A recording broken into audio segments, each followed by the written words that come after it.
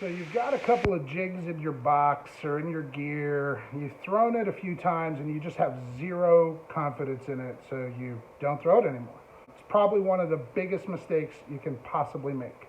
In my opinion, and probably the opinion of a ton of pros and just fishermen in general, a jig is probably the most versatile bait in your tackle box. Whether it's a football jig, a swim jig, a flipping jig, you can do almost anything with a jig. So if you want to build more confidence in fishing a jig, this is the video you need to watch. Come on, let's go. A jig has been such a key player for me here in the Midwest when the going gets tough or when the bass are just a little bit tight-lipped. The goal of this video is to help you build confidence in fishing a jig. Now, anybody can go out there and buy a half-ounce black and blue jig and throw it all day long and not catch bass on it. That's not going to help you build confidence in a jig. It doesn't matter what bait you're throwing, if you don't get bites, you are going to lose confidence. So the easiest way to get more bites with a bait is to downsize. The bigger the bait, the less bites you're going to get. Plain and simple. I know that if you want to develop confidence in a jig, if you pick some of these baits up, go to the lake, go to the pond, and don't do anything but throw a jig all day, you're going to start developing confidence in a jig. Missile baits, Ikes Mini Flip, one of my favorite jigs in general. I throw their half ounce and their 3/8 ounce size, but this is a 1/4 ounce size. I'd never thrown this before, but I really wanted to pick it up because I want to throw a jig more in the winter. Why? Because I want to develop confidence in throwing a jig in the winter. So I also picked up some micro jigs. We're going to jump in and we're going to take a deeper dive, show you guys these baits close up, and then we're going to take a peek at them underwater. Let's go. So when you start to realize how powerful jigs can be, your jig box starts to look like that. And that doesn't even include vibrating jigs or swim jigs. But we're not here to talk about that. But we will take one of these out for comparison. Okay, here's a kind of a general standard size football jig. We said that we picked up some Ikes mini flip jigs. And then we also picked up some micro jigs, just to give you guys an example of the size difference that we're kind of talking about.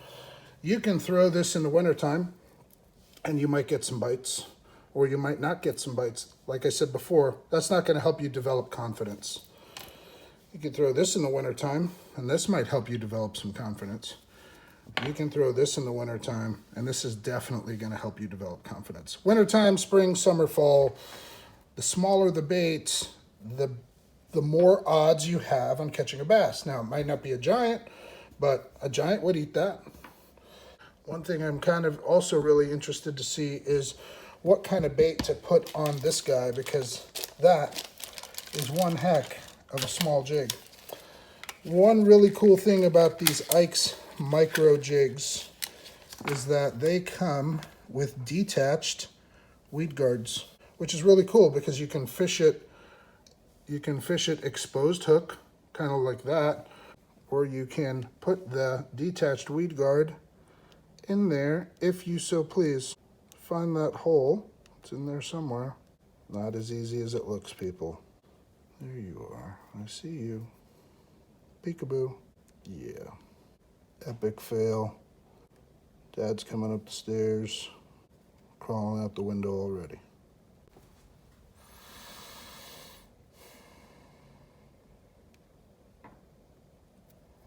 There we go. Weed guard's in.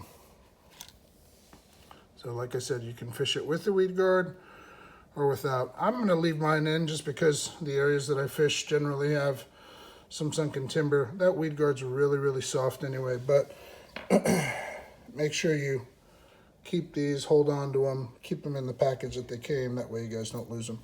One of the things that I really like to put on there this time of year, I really like to put a Senko on there. So it gives you a good profile.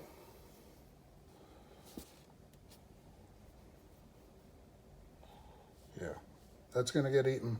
Senko is the #1 #1 selling bait ever. Combine it with the most powerful bait ever, and you've got a pretty deadly combination there. Here's your Ikes mini flip. There's your micro jig.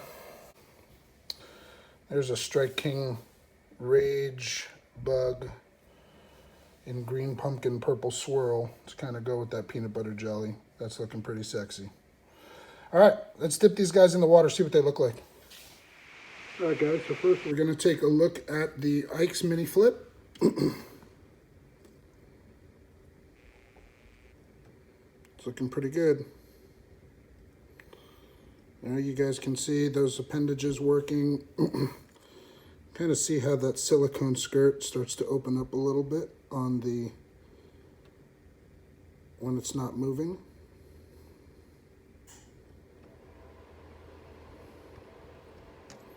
Really like the color profile. If you're fishing really clear water, this is something that's going to do well this time of year. You can see how that kind of resembles a bluegill.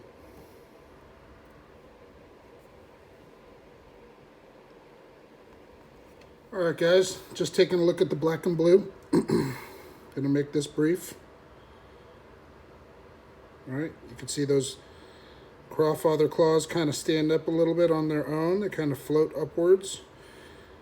You know, if you're fishing this in the summertime, you know, you're probably giving it more of an aggressive, something like that. If you're fishing this in the wintertime, it's really primarily just a slow drag. But again, that's looking pretty awesome. Here we've got 1/4 ounce black and blue micro jig with a young dinger on it. All right, you see that young dinger? It's got a little bit of action. It's got a little tail quiver, which is pretty sweet. But again, you can just see how that jig kind of opens up. That finesse micro skirt. Yeah, that looks awesome.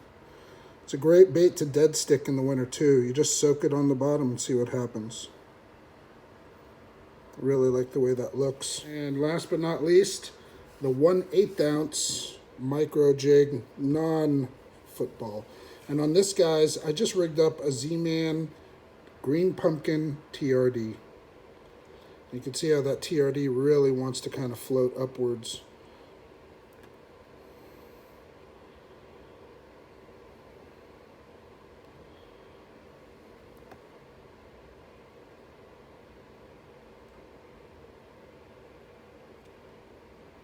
That's in straight black with green pumpkin.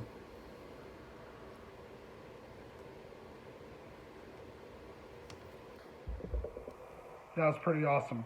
I love being able to see the baits underwater and how they behave, the skirts, the rate of fall, the trailers. It really helps me understand what to do and what not to do when I'm out there fishing these baits. Do me a favor, in the comments down below, let me know which one of those baits do you think looked the best? Which one did you just say, man, that looks awesome, I want to tie that on and throw it? There's no doubt about it that a jig is a fantastic 4 seasons bait. If it's not part of your arsenal, you owe it to yourself to become a better bass fisherman, to learn how to fish a jig, and there's no better way to build confidence in a jig than to throw a jig with a smaller profile to get more bites. Learn where to throw it, learn when to throw it, learn what trailers to put on it for your specific bodies of water. What kind of gear you need to throw this on? These are really light baits, so you're probably not going to throw them on a bait caster. You got one of these? Spinning reel? Great. Got a 7-foot spinning rod, medium power, fast action. That's all you need. I like braid to leader or mono. I really don't like straight fluorocarbon because of the line twist and the memory on my stuff. But ultimately, if you've got a finesse rod that you use for finesse tactics, you can use it. A spinning rod is not a fairy wand. The purpose of this channel is to help you catch more and bigger bass and potentially even catch the white whale of your life. If you found this video useful, please do me a favor down below, go smash that thumbs button. If you are interested in seeing more video content like this, You may want to hit that subscribe button, ring that bell. That way you get notified when I post more videos. If you guys enjoyed this and you want to check out some more fishing content to help you build confidence in fishing a jig, check this out, or maybe it's that. I don't remember. I'll see you guys soon. Tight lines.